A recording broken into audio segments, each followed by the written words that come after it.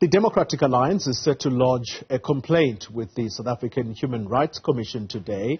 This is after thousands of SASSA beneficiaries were unable to access their funds in the last 2 weeks. Now, the technical glitch on the part of Postbank has been blamed, which saw some of society's most vulnerable go without the only source of income. The DA is saying today that these ongoing failures are a human rights violation. Newzroom Afrika's Juniour Khumalo is following this story for us. And Juniour, good morning to you. I see some members of the DA with you. What exactly are they going to be putting forward as part of their complaint this morning?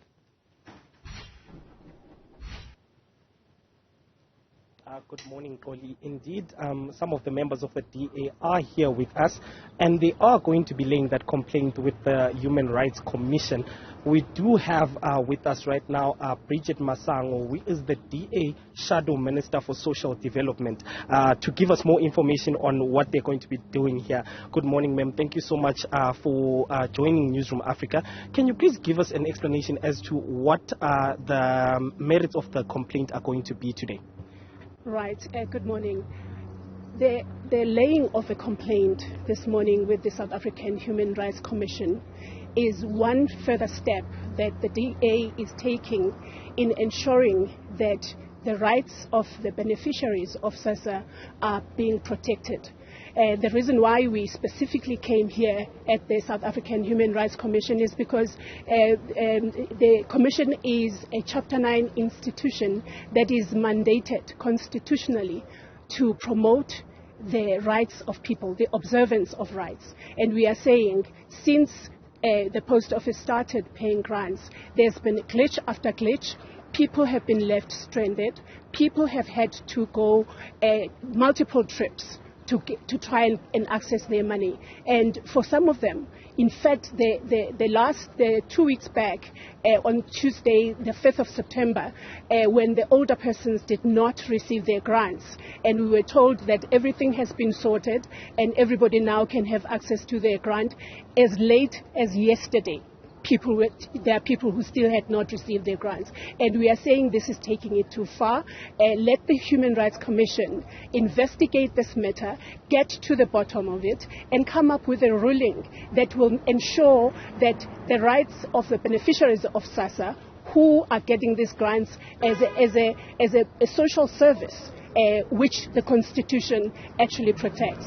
We are saying that there are other rights that have been violated, such as the right to dignity.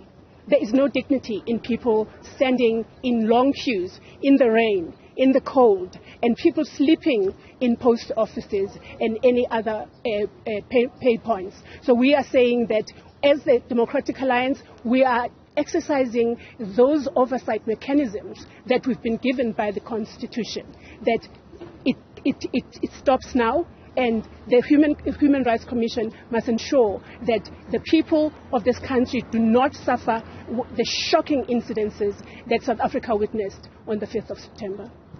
As part of your complaint as well is the 15 billion that has allegedly been returned by the Department of Social Development to National Treasury. Can you speak about that staggering amount that has been returned without being used by the department?